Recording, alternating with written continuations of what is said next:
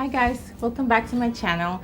Today I want to share with you guys a tablescape that I put together for a family dinner this weekend. I'm not going to be hosting Thanksgiving this year, so I thought I would make this family dinner a little extra special. The tablescape was all inspired by a Pottery Barn dupe. Let me show you guys this amazing find. So I walked into Pottery Barn a couple of weeks ago and I see these beautiful copper plated charger plates with a hammer effect, and they're just so gorgeous, but they were $35 a piece. And so I came home and searched high and low for something similar, and I came across these equally beautiful charger plates at Sam's Club online. Now these are also copper with a hammer effect, but they were only four for $22, and I thought that was such a great deal, so I picked those up. Now they are pretty similar. They're both made of stainless steel with a copper coating.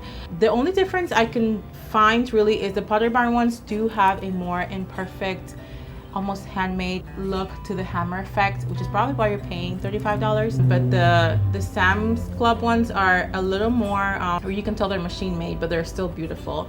And I think for the price, you just can't beat it. So that's what inspired this whole tablescape. I wanted to combine copper with black. So as you can see, I have some black accents, starting with my table runner.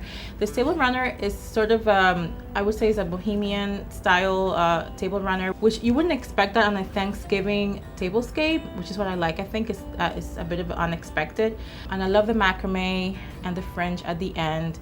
I started off with that, and I also added, of course, a pumpkin in the middle. And I added candlesticks on either side, and these are black candlesticks because again I want to have that black and the copper.